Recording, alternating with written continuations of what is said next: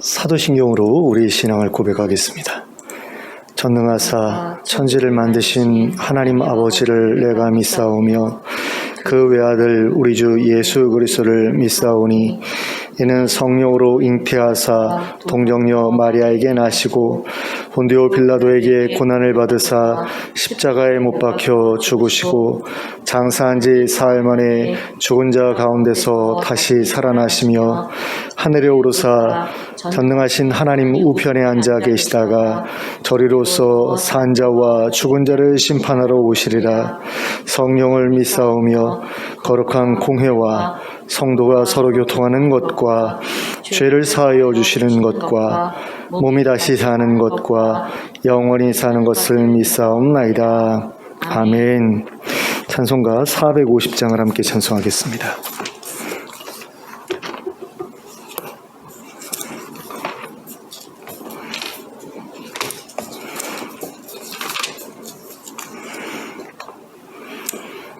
찬송가 450장입니다.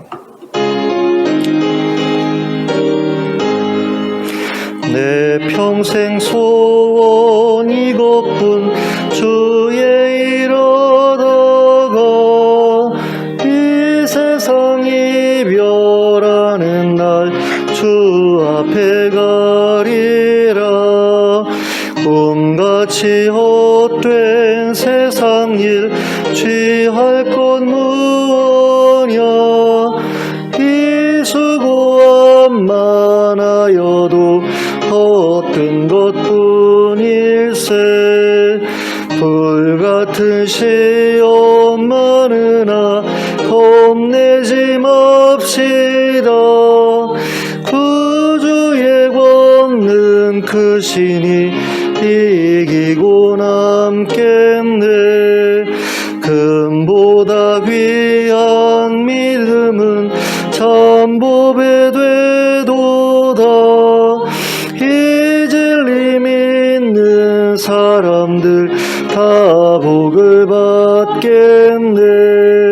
살같이 빠른 광음을 주 위에 아끼세. 온 몸과 마음을 바치고 힘써서 일하세. 아멘. 559장 찬송하겠습니다.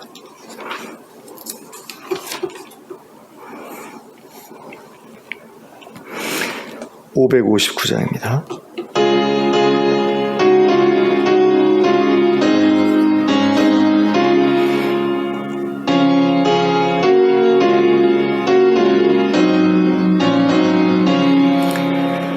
하철의 봄바람 불어있고 하나님 아버지 모셨으니 믿음의 반석도 든든하다.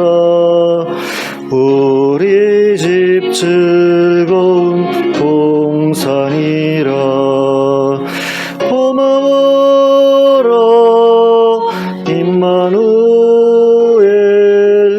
예수만 섬기는 우리 집. 고마워라 임마누엘. 복되고 즐거운 하루하루. 어버이 우리를 보이시고 동기들 사랑에 뭉쳐있고 기쁨과 서름도 같이 하니 한간의 초가도 전국이라. 고마워라 임마누엘. 예수만 섬기는 우리 집. 고마워라 임마누엘.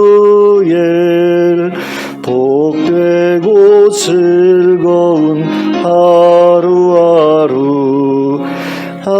아침과 저녁에 수고하여 다 같이 일하는 온 식구가 한 상에 둘러서 먹고 마셔 여기가 우리의 낙원이라. 고마워라 임마누엘 예수만 섬기는 우리 집. 고마워라 임마누엘 복되고 즐거운 하루하루. 아멘. 오늘 우리에게 주신 하나님의 말씀은 전도서 2장 12절부터 26절까지 말씀입니다.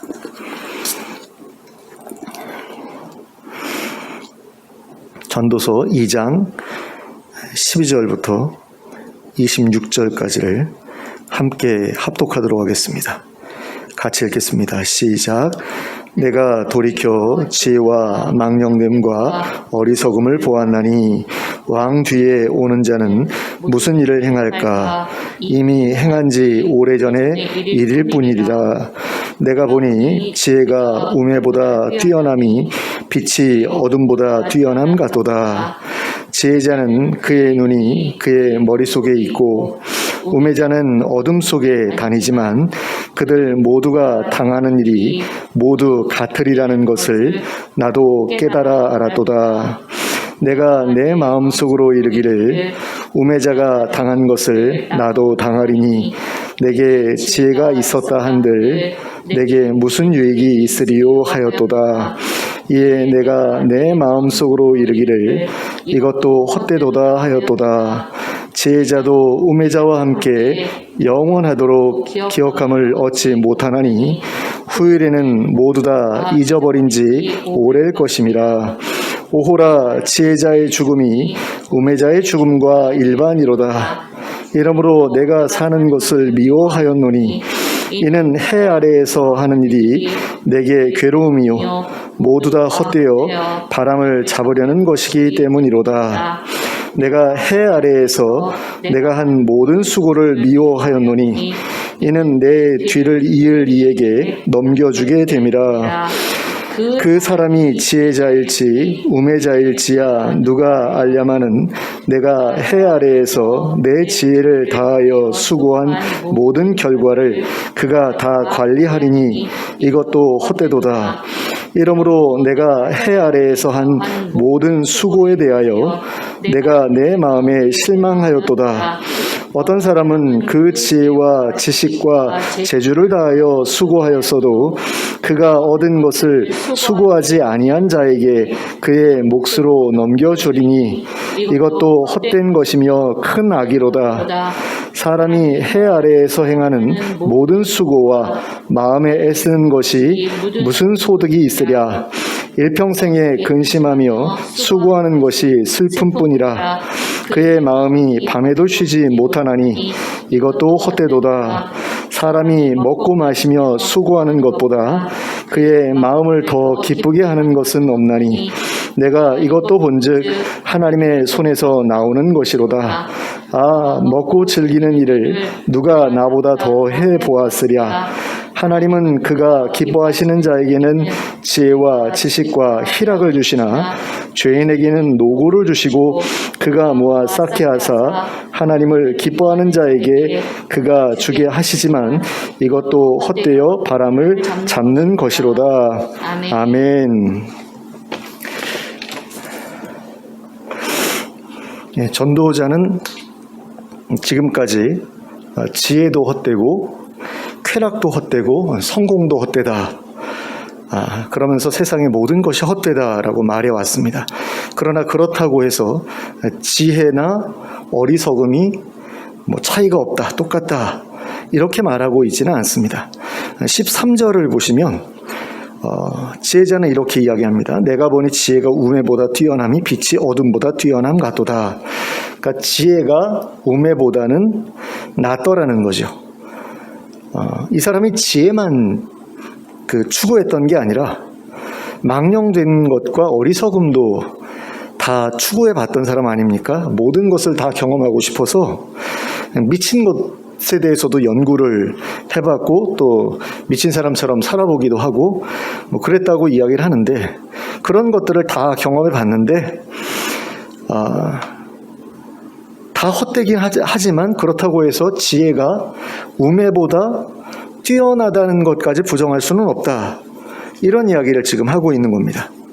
그러니까 아무래도 모든 게 다 헛되더라도 그 중에서 어느 건 다른 것보다 조금 더 나은 것도 있다, 이런 이야기죠.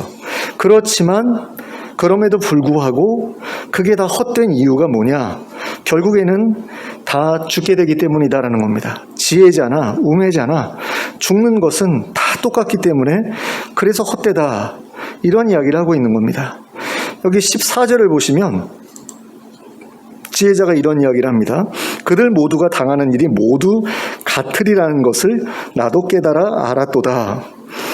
그러니까 지혜자와 우매자의 차이를 위해서 이야기를 하죠. 근데 그런 차이를 이야기하지만 결국에는 똑같은 일을 당한다라는 이야기입니다. 또 15절에서도 이렇게 이야기합니다.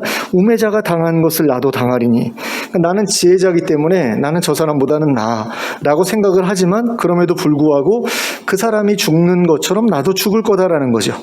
그러니까 지혜가 있었다라는 게 나에게 별로 유익이 없다라는 겁니다. 다 똑같이 죽어 나자빠질 텐데 지혜가 있고 없고가 뭐 그렇게 중요한 거냐, 뭐 대단한 거냐, 뭐 이런 이야기죠. 그리고 16절에서 보면 또 이런 이야기를 합니다.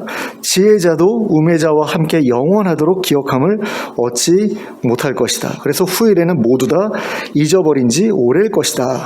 오호라 지혜자의 죽음이 우매자의 죽음과 일반이로다. 다 같다라는 거죠.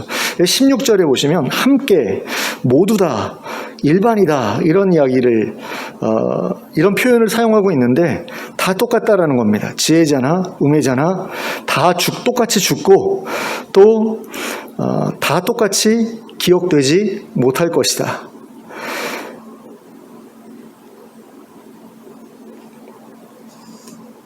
그래서 그는 17절에서 자신이 사는 것을 미워했다라고 이야기를 합니다. 해 아래에서 하는 일이 자기에게 괴로움이었다, 이렇게 이야기를 합니다. 그러니까 내가 지혜를 통해서 뭔가 다른 삶을 살아보고 싶었던 거죠. 내가 지혜로우면 다른 사람들보다 뭔가 나은 삶을 살 수 있을 거야 라고 그렇게 생각을 했다라는 겁니다. 그래서 지혜를 추구하면서 살았는데, 지혜를 추구하면서 또 여러 가지 일들을 경험하면서 살았는데 나중에 죽는 걸 생각해 보니까 아무 의미가 없더라는 거예요. 그래서 자신이 사는 거를 미워했다라는 거죠. 그리고 사는 게 자기에게 괴로움이 되었다라는 겁니다.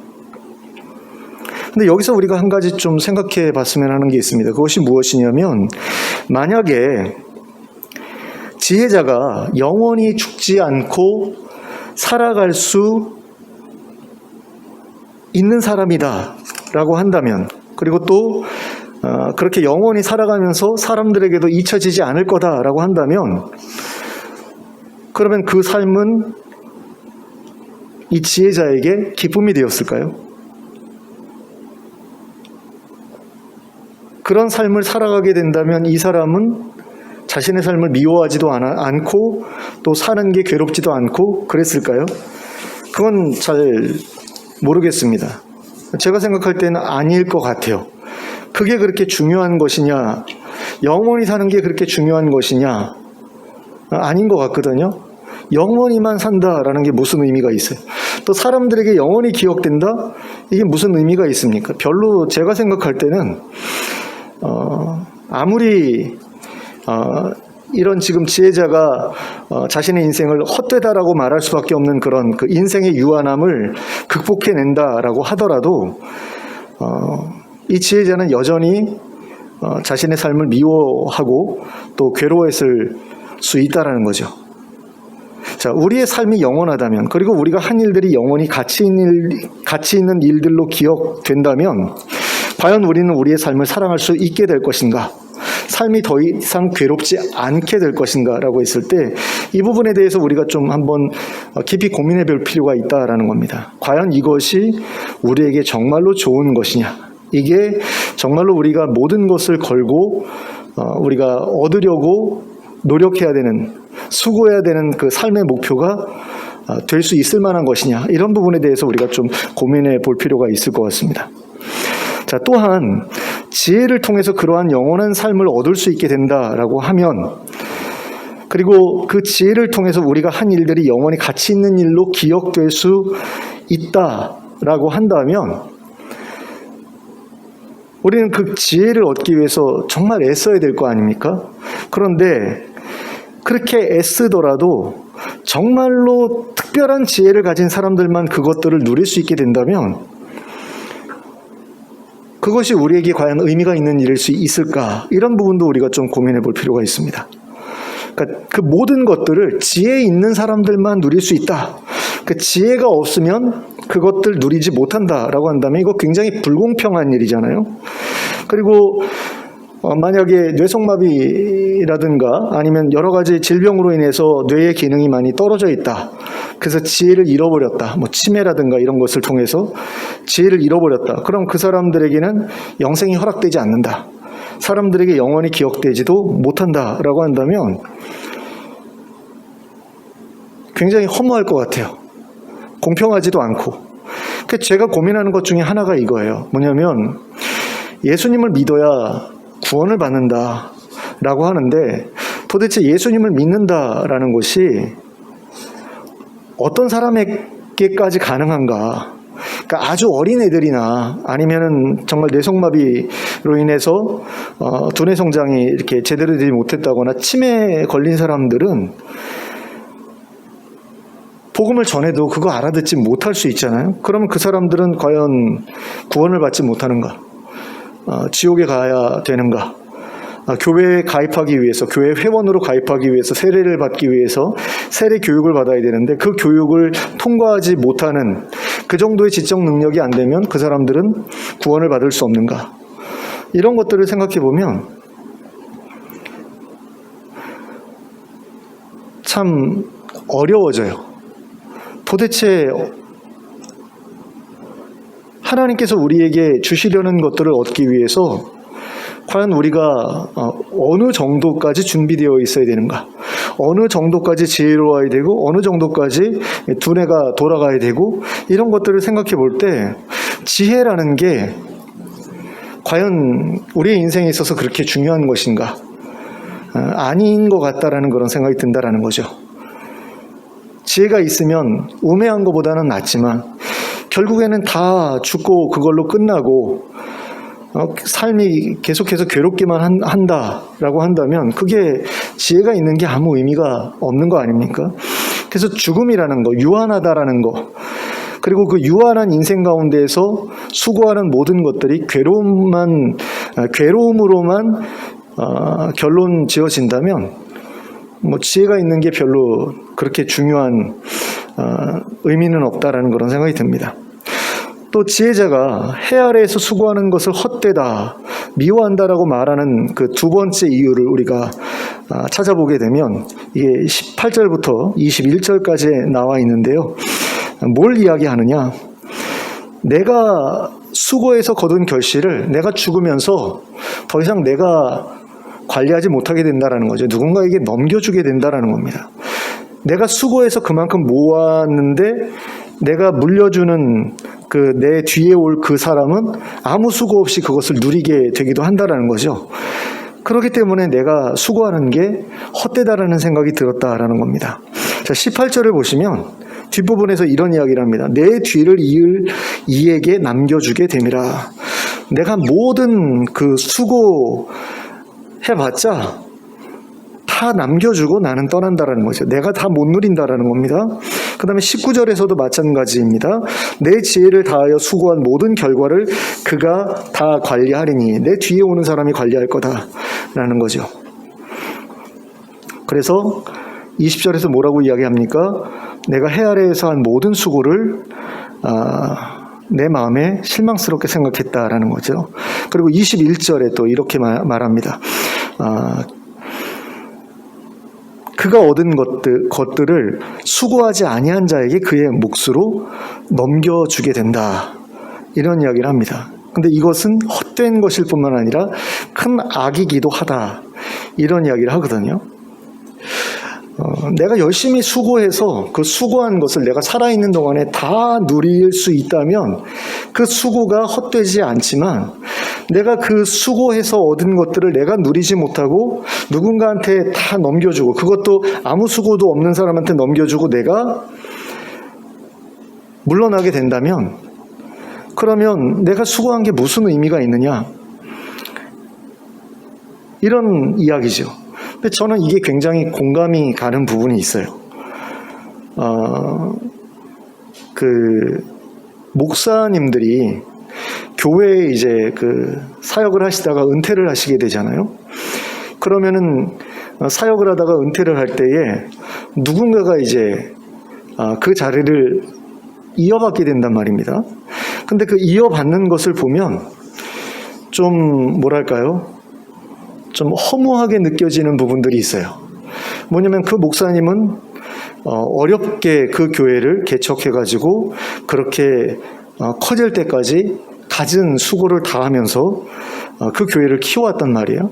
근데 그 목사님이 은퇴를 하면서 이제 새로운 목사님을 모셔와야 되는데, 이 새로 모셔오는 목사님은 이 교회에서 뭐 아무 일도 하지 않고, 이 교회가 이만큼 이렇게 성장하는데 아무 기여도 하지 않은 그런 목사님일 가능성이 굉장히 크거든요. 그러니까 다른 사람들은 다 한국에서 이렇게 요만한 교회에서 사역을 하면서 부교육자로 사역하면서 막 힘들게 그렇게 사역하는 동안에 보통 그렇게 큰 교회에 청빙받는 목사님들 보면 외국에 나가가지고 공부해가지고 학위 따가지고 이렇게 돌아온 분들이 대부분이거든요. 그래서 어느 교회에서 새 목사님 구한다. 그러면 이제 이력서들을 내면 그 외국에서 학위를 받았느냐 안 받았느냐 이거 가지고서 이제 서류 전형에서 막 걸러내는데, 그분들은 뭐 경제적인 여유가 없는 분들도 물론 있겠지만 집에서 이렇게 뒷받침해 줄 수 있는 어떤 경제적인 여유가 있는 가정에서 자란 분들이 가가지고 공부한 다음에 이제 한국으로 온단 말이에요. 근데 그분들의 목회 경력을 보면 이분들은 외국에서 공부하느라고 바빴지 목회라는 것을 제대로 경험하지 못한 분들도 꽤 있거든요. 그런데 그분들이 와가지고 난데없이 그 교회 그 목사님이 은퇴하시는 그 기회를 통해서 그 큰 교회 담임 목사가 된단 말입니다. 그러면서 많은 것들을 누리게 되죠. 좋은 집과 좋은 차, 그리고 넉넉한 그런 사례비, 이런 것들을 누리게 된단 말입니다. 근데 원로 목사님이 볼 때는 이게 굉장히 어이없는 일처럼 느껴질 수도 있다라는 거예요. 내가 지금까지 어떻게 노력해서 이 교회를 이만큼 키워왔는데 난데없이 이제 와가지고 이걸 다 그냥 통으로 물려받는 거죠. 그리고서 나는 그냥 뒷방 늙은이가 되잖아요. 그러니까 이 목사님 입장에서는 이런 생각을 할 수 있는 거죠. 그런 목사를 데려다가 내가 이렇게 수고해서 거둔 그 결실들을 넘겨주느니 차라리 내가 목회하느라고 잘 돌아보지 못했던 우리 가정, 나 때문에 내가 개척교회 하느라고 고생했던 우리 가정에 속한 우리 아들한테 이걸 물려주는 게 낫겠다, 이런 생각을 할 수도 있다라는 겁니다. 그러니까 이런 거예요. 목사님이 그렇게 개척해가지고 힘들게 사역하는 동안에 옆에서 도와줬던, 그게 자식도 도와주잖아요. 개척교회라면 자식들도 어쩔 수 없이 도와주죠. 그 다음에 거기에 부교역자로 사역한 사람들도 큰 교회보다는 대우가 좋진 않았을 테니까 고생 많이 했겠죠. 그럼 그런 사람들이 사실은 물려받는 게 맞는 거 아니에요? 근데 그걸 이제 세습이라고 이야기를 하면서 비난을 하니까 결국에는 아무런 그런 그 교회에 기여하지 않았던, 사실 그 아들보다도, 그 목사님 아들보다도 더 기여한 바가 없는, 아무것도 없는 분들이 와가지고 거기에 이제 청빙이 된단 말입니다. 그러면 이제 그 목사님 입장에서는 굉장히 허무하게 느껴지겠죠. 헛되게 느껴지겠죠. 근데 그래도 자식한테 물려주면 좀 낫다라는 생각을 할 텐데, 여기 있는 그 지혜자는 자기 자식한테 갈 게 분명한데도 헛되다라고 이야기를 해요. 그런 거 보면 약간 좀 이분은 굉장히 이기적인 그런 분이 아닌가라는 그런 생각도 좀 들거든요. 그래도 부모가 됐으면 자식들한테 뭔가 남겨줄 수 있을 때 굉장히 그게 기쁘잖아요. 그런데 이분은 그런 것도 아니에요. 내가 누려야 돼요. 내가 열심히 수고했으니까 내가 그걸 좀 더 많이 누려보고 싶은 거예요. 더 오래 누려보고 싶은 거예요. 근데 그걸 못하고 일찍 죽어가지고 딴 놈들이 누리게 된다. 그러니까 이것도 헛되다라고 이야기를 합니다. 좀 그래요. 읽으면서 이분은 좀 약간 이상하다 이런 생각이 들 정도로 약간 이기적인 어떤 그런 느낌을 느끼게 하더라고요. 자, 근데 이렇게 수고해가지고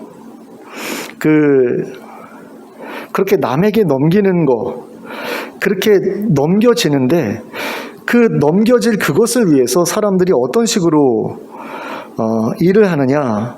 23절에 보니까 일평생에 근심하며 수고하는 것이 슬픔뿐이 되도록, 또 그의 마음이 밤에도 쉬지 못하도록 그렇게 수고한다라는 거죠. 그러니까 평생 근심하면서 수고하고 슬퍼하면서 수고하고 밤에도 쉬지 못하고 수고한다라는 겁니다. 그런데 그 모든 것들을 다른 사람한테 넘겨주니까 그게 얼마나 허무한 일이냐, 헛된 일이냐, 이런 이야기를 하고 있는 거죠. 그러면 도대체 어쩌라는 거냐, 이런 질문을 우리가 던지지 않을 수가 없는데 24절에서 지혜자가 이런 식으로 이야기를 합니다. 사람이 먹고 마시며 수고하는 것보다 그의 마음을 더 기쁘게 하는 것은 없나니 내가 이것도 본즉 하나님의 손에서 나오는 것이로다, 이렇게 말씀하고 있거든요. 근데 이것도 본즉이라고 번역한 건 좀 왠지 부정적으로 번역한 것 같아서 좀 마음이 불편해요. 그러니까 이렇게 번역하는 게 더 맞을 것 같아요. 사람이 먹고 마시며 수고하는 것보다 그의 마음을 더 기쁘게 하는 것은 없나니 내가 이것을 본즉 하나님의 손에서 나오는 것이로다. 자, 이러면은 말이 그럴듯해지죠. 이게 뭔가 대안을 우리한테 제시하는 것처럼 느껴지잖아요. 다 쓸데없어, 다 헛돼, 다 허무해 라고 이야기를 한 다음에 이건 그나마 괜찮아 라고 하는 게 24절의 내용이라는 거죠. 뭐가 괜찮냐? 먹고 마시며 수고하면서 마음을 기쁘게 하는 거. 이게 하나님이 주시는 거라 이게 제일 괜찮다라는 거죠. 근데 그런 것을 자기가 또 누려봤다라는 이야기를 합니다. 25절에 보니까 먹고 즐기는 일을 누가 나보다 더 해보았으랴. 내가 해봤더니 진짜 좋더라라는 그런 이야기이죠. 그런 가운데 이런 식으로 이야기를 합니다. 26절입니다. 하나님은 그가 기뻐하시는 자에게는 지혜와 지식과 희락을 주신다. 그래서 하나님이 기뻐하시는 자에게 지혜와 지식과 희락을 주신다. 이게 무슨 이야기입니까? 우리가 그 하나님의 선물을 받으려면 하나님께서 기뻐하시는 자로 살아야 된다라는 그런 이야기죠. 그러니까 하나님께 지혜를 얻어서 죽으면 다 똑같지만 그럼에도 불구하고 지혜를 얻어서 어리석은 자들보다 조금 더 나은 삶을 살고 싶다면, 또 남들보다 좀 더 지식이 있기를 원한다면, 또 남들 누리지 못하는 그 희락을 누리면서 살고 싶다면 어떻게 해야 된다? 그가 기뻐하시는 자가 되어야 한다라는 거죠. 근데 만약에 그렇지 못하면 무슨 일이 생기느냐? 죄인에게는 노고를 주시고 그가 모아 쌓게 하사 하나님을 기뻐하시는 자에게 그가 주게 하신다. 그러니까 죄인들의 경우는 지혜와 지식과 희락이 아니라 노고를 주신다라는 거죠. 노고가 뭡니까? 아주 힘든 노동이죠. 힘든 노동인데 힘든 노동을 통해서 지혜와 지식과 희락을 누리는 게 아니라 뭘 겪게 하시는 겁니까? 마음의 근심과 슬픔을 겪게 하신다라는 거죠. 앞에서 우리가 살펴봤던 그걸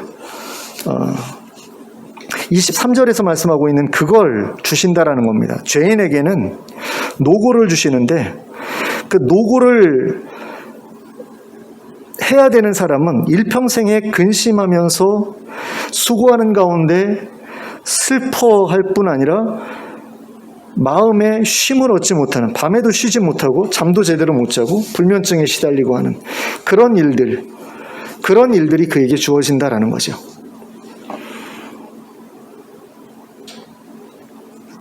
그래서 이것을 통해서 우리가 삶의 어떤 가치라든가 보람이라든가 이런 것을 얻기 위해서 어떻게 해야 하는가에 대한 답을 얻을 수가 있게 됩니다. 이게 제가 볼 때에는 지금까지 살펴본 본문에서 가장 첫 번째로 우리가 추구해야 될 방향성을 일러주는 그런 구절이 아닌가 싶어요. 그러니까 수고한 것이 다 헛되다라고 전도자가 이야기하는 가운데 수고하는 게 헛되지 않다라고 이야기하는 부분이 처음으로 등장하는 것이 바로 이 부분이기 때문에 그렇습니다. 24절부터 26절까지 여기에서 처음 이야기해요. 모든 게 다 헛된데 그 헛된 가운데서도 그나마 괜찮은 게 있어 라고 하면서 그 괜찮은 것을 이야기해주는 가장 첫 번째 본문이 바로 이 부분이라는 겁니다. 24절부터 26절까지라는 거예요. 그래서 수고하는 게 다 헛되지만 그런 가운데에도 먹고 마시면서 즐거워할 수 있다면 그건 좀 그나마 괜찮은 거야. 그거 하나님이 주시는 거야. 근데 그 하나님이 주시는 거 누가 누릴 수 있냐? 하나님을 기쁘시게 하는 자, 하나님이 기뻐하시는 그 사람은 그걸 누릴 수가 있게 돼. 이런 이야기를 하는 거죠. 그러면 하나님을 기쁘시게 하는 자가 되기 위해서 우리는 어떤 일을 해야 되느냐? 하나님께서 원하시는 삶을 살아야 되겠죠. 하나님께서 꿈꾸시는 것을 같이 꿈꾸고 하나님께서 소망하시는 것을 같이 소망하면 하나님께 기쁨을 드릴 수가 있고 하나님께서 우리를 기뻐하실 수 있게 된다라는 겁니다. 그러면 도대체 하나님이 기뻐하시는 것은 무엇이냐? 하나님께서 소망하시는 것, 하나님께서 꿈꾸시는 것은 무엇이냐라고 했을 때 그것은 바로 하나님 나라다. 저는 이렇게 말씀드리고 싶습니다. 하나님께서 왜 인류를 창조하셨습니까? 왜 지구를 만드시고 온 우주를 창조하시고 그 다음에 지구를 만드시고 거기에다가 에덴 동산을 창조하시고 거기에 하나님의 형상을 닮은 사람들을 살게 하셨잖아요. 왜 그러셨을까요? 하나님 나라를 만들고 싶으셨던 거죠. 하나님의 피조물들이, 하나님께서 만드신 창조물들이 아름답게 조화를 이루어서 살아가는 어떤 생태계를 만들고 싶으셨던 거예요. 제가 예전에 어머니하고 가끔씩 했던 일 가운데 하나가 그 술 담그는, 보통 인삼주 같은 거 담그는 그런 유리병 있잖아요. 거기다가 이제 그 흙을 담고 개미굴을 이렇게 퍼가지고 거기다 이제 담으면 거기서 이제 여왕개미도 나오고 그리고 개미들이 거기다 굴도 파고 그래가지고 개미집이 만들어지거든요. 그러면 그게 굉장히 볼만해요. 그러니까 위에다가 먹을 거 주면은 그 먹을 거 갖다가 걷다가 이렇게 쌓아놓고 그 다음에 이제 알도 까고 그 다음에 거기서 이제 알에서 부화해가지고 유충이 되고 하는 어떤 그런 과정들을 유리병에 담아놓은 그 생태계를 통해서 이제 볼 수 있게 되는데 그게 굉장히 보기에 멋집니다. 저는 그랬어요. 근데 저희 이모는 그거 징그럽다고 내다 버리셨는데 그때 제가 좀 상처를 많이 받았었죠. 그거 보면서 굉장히 마음이 좋았거든요. 이제 어머니하고 같이 만든 애착물 같은 거였는데 이제 제가 따로 떨어져서 이모님 댁에서 이제 살아가야 되는 어떤 그런 상황이었는데 그런 상황에서 그게 이제 저한테는 애착물 같은 거였는데 그걸 이제 내다 버리셔가지고 너무너무 징그럽다고 그러시는 거예요. 근데 저한테는 그게 굉장히 멋있어 보였어요. 그 유리병 그 벽을 타고서 이렇게 굴이 이렇게 뚫려 있고 거기에 이제 방도 있고 거기에 이것저것 만들어진 어떤 그런 모습들을 보면 진짜 그게 보기에 좋거든요. 그러니까 그런 생태계를 하나님께서 지구를 만드시면서 기대하셨을 거라는 겁니다. 하나님께서 만드신 그 피조물들이, 그 창조물들이 아름답게 어우러져서 평화롭게 살아가는 어떤 그런 생태계.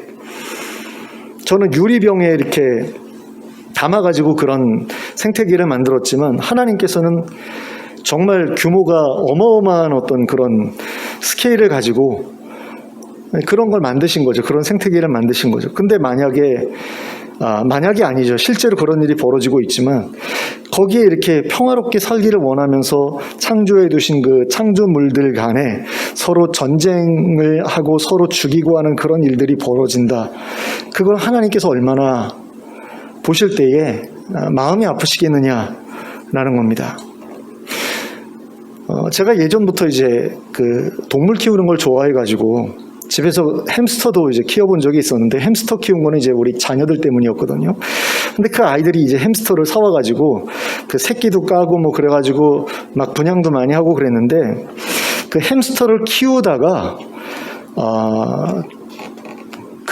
너무 충격을 받아서 더 이상 햄스터는 안 키울래라고 말하는 사람들 이야기도 가끔 듣게 돼요. 그 이유가 뭐냐라고 물어보면 그 햄스터들이 서로 이렇게 한번 그 싸움이 벌어지면 그 상대가 죽을 때까지 싸우는 경우도 간간히 있거든요. 근데 그런 모습을 보면 정남이가 딱 떨어진다라는 거죠. 근데 제가 하나님인데 지구 안에서 그런 일들이 막 사람들끼리 서로 싸우고 어떤 사람들은 너무나 많은 것을 가지고 누리면서 살아가면서 엄청난 부를 유지하고 있는데 어떤 사람들은 저기서 굶어 죽어가고 있고 병 들어가고 있는데 전혀 도와줄 생각도 없고 한 그런 모습들을 볼 때 하나님의 입장에서 어떤 마음이 드시겠는가, 이걸 우리가 한번 생각해 봤으면 좋겠다라는 겁니다. 이런 게 어디에서 벌어지고 있느냐? 에덴 동산 밖에서 벌어지고 있는 일들이죠. 근데 하나님께서 다시금 에덴 동산을 회복하기를 원하시잖아요. 그것도 이 지구 전체를 대상으로 에덴 동산을 하나님께서 회복하기를 원하시잖아요. 근데 그 회복하기 위해서 힘쓰시고 있는 그 일에 우리가 동참할 때, 그래서 우리 주변 이웃들과 다투지 않고 정말 그들의 힘들고 어려운 것들을 서로 돌아보고 섬기고 하면서 같이 함께 살아갈 만한 어떤 세상을 만드는 그 일을 할 때 그건 또 얼마나 하나님께 기쁜 일이 되시겠는가, 이런 겁니다. 그러니까 하나님께서 정말로 꿈꾸시는 거, 하나님께서 정말로 소망하시는 거, 그리고 하나님께서 정말로 기뻐하시는 게 뭐냐라고 했을 때 하나님께서 처음에 세상을 창조하시고 지구를 창조하시고 에덴 동산을 창조하시면서 계획하셨던 그것이 이루어지는 것을 하나님께서 가장 기뻐하실 것이다라는 거죠.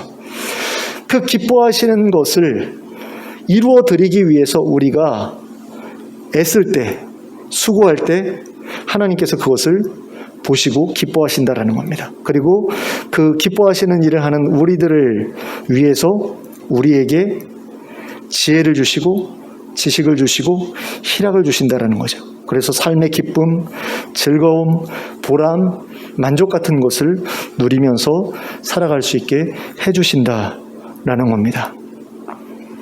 바로 우리가 삶의 목표로 삼아야 될 게 그거라는 거죠.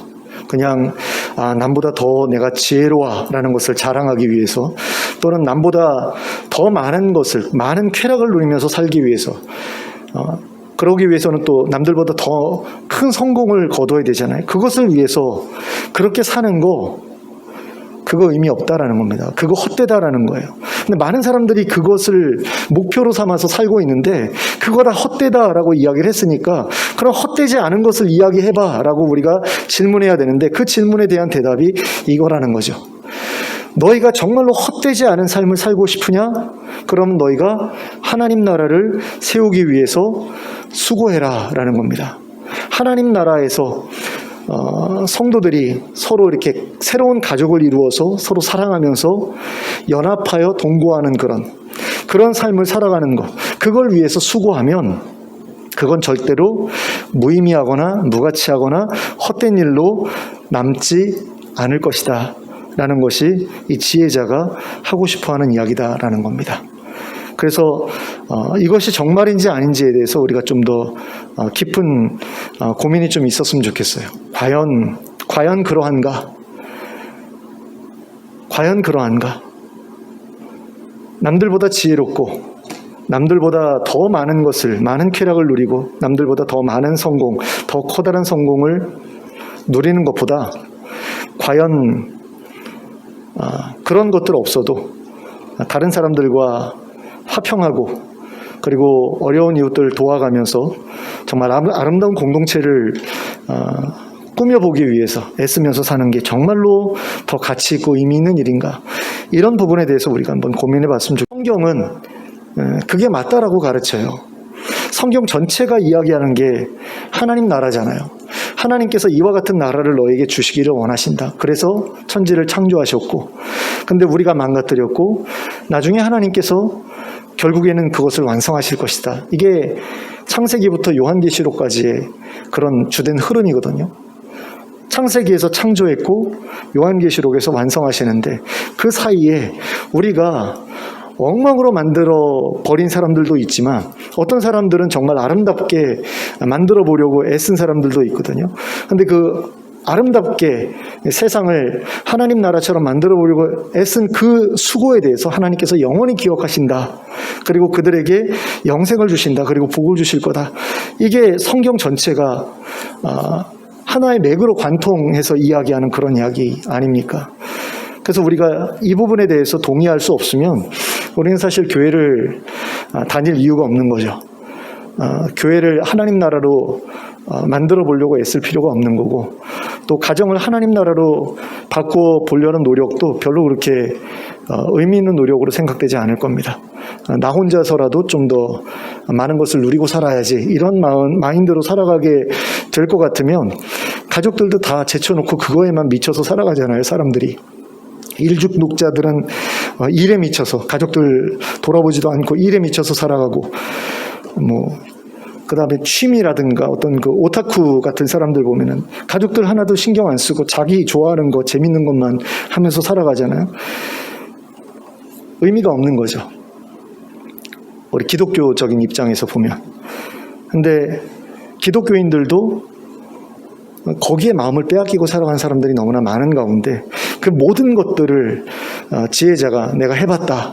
근데 그거보다 더 좋은 게 있더라. 좀 더 나은 게 있더라. 그러면서 소개해 주는 게 바로 하나님이 기뻐하시는 그 일을 위해서 수고하는 것이다 라고 했을 때 우리가 정말 그러한가에 대해서 한번 고민했으면 좋겠고, 그래서 그것을 위해서 한번 노력해 봤으면 좋겠습니다. 그래서 거기서 정말로 이게 진짜다라는 그런 확신이 들면 그러면 우리는 인생을 정말 의미 있게 살았다, 인생의 정말 중요한 목표를 깨달았다라고 말할 수 있게 될 것 같습니다. 그래서 저는 이곳에 한번 제 삶을 걸어 보겠다라고 결심을 했습니다. 하나님이 기뻐하시는 그런 하나님의 꿈, 하나님의 소망을 이루어 드리는 그 일에 내 모든 것을 한번 걸어 보겠다. 그러면 나에게도 하나님이 주시는 기쁨과 즐거움이 생겨나겠지. 이런 기대감을 가지고 이 말씀을 붙들고 씨름해 보려고 합니다. 여러분도 이 말씀, 하나님의 이 약속 붙들고 함께 씨름하는 가운데 하나님이 약속하신 이 삶의 기쁨과 즐거움을 풍성하게 누리시게 될 수 있기를 예수 그리스도의 이름으로 축원합니다. 기도하겠습니다. 사랑의 하나님 아버지, 모든 것이 헛된 것이라고 이야기하는 가운데 그래도 조금 나은 게 있어 라고 말하는 것을 봅니다. 그런데 그 조금 나은 게 있어 라고 말한 다음에 또 다 헛되다라고 이야기하는 것을 봅니다. 하나님, 이렇게 우리의 삶을 돌아볼 때 정말 유한한 인생 가운데에서 만족할 만한 것이 없다라는 그런 절망감에 사로잡히게 될 때가 얼마나 많은지 모르겠습니다. 내가 이렇게 수고하는 것이 무슨 의미가 있는가라는 그런 생각이 들 때가 참으로 많은데, 하나님, 그런 가운데에서도 정말 의미 있고 가치 있는 일을 찾고자 노력하던 지혜자가 결국 그것을 찾아서 우리에게 이야기해 주는 이 이야기에 우리가 귀를 기울일 수 있기를 원합니다. 하나님, 정말로 하나님을 기쁘시게 하는 자들에게 하나님께서 지혜를 주시고 지식을 주시고 희락을 주신다고 하나님 말씀하시는데, 하나님 그것들을 우리가 누리면서 살 수 있기를 원합니다. 하나님, 정말 죄인이 되어서 노고하는 가운데 하나님 정말 마음의 괴로움, 또 슬픔, 또 복잡한 그런 어떤 정서 상태와 또 불면증 같은 것에 시달리면서 고통받으며 사는 그런 삶을 살고 싶지 않습니다. 하나님, 사랑하시는 자에게 잠을 주신다고 하셨는데, 하나님 그렇게 하나님의 사랑하시는 자가 되어서 하나님 평안한 잠을 누리며 살아가는 저희가 될 수 있기를 원합니다. 잠뿐만 아니라 모든 수고들이 헛되지 아니하고 영원히 기억될 만한 가치 있는 그런 일들로 남겨지길 원하오니, 하나님 저희로 하여금 하나님께서 원하시는 그 길을 온전하게 발견해서 그 길로 나아갈 수 있게 해주시길 원합니다. 하나님께서 우리에게 기뻐하시는 것, 하나님 정말 하나님 나라의 꿈을 함께 꾸면서 그 꿈을 이루어가기 위해서 함께 수고하는 것, 동역하는 것, 그걸 하나님께서 우리에게 원하시오니, 하나님 아버지, 우리가 그것을 위해서 헌신하게 하시고 그 수고를 통해서 하나님이 약속하신 인생의 즐거움을 풍성하게 경험하며 살아갈 수 있도록 인도해 주시옵소서. 예수님의 이름으로 기도하였습니다. 아멘. 찬송가 221장을 찬송하겠습니다. 찬송가 221장입니다.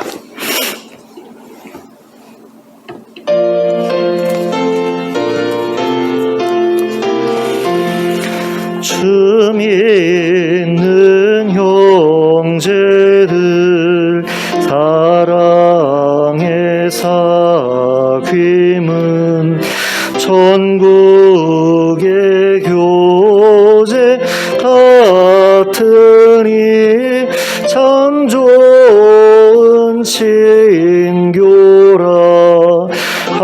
하나님 보좌 다 기도 드리니 우리의 믿음 소망이 주 안에 하나라.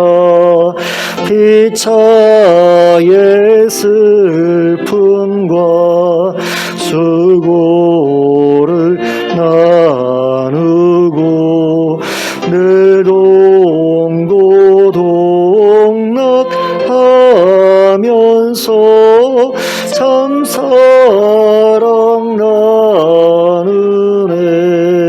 또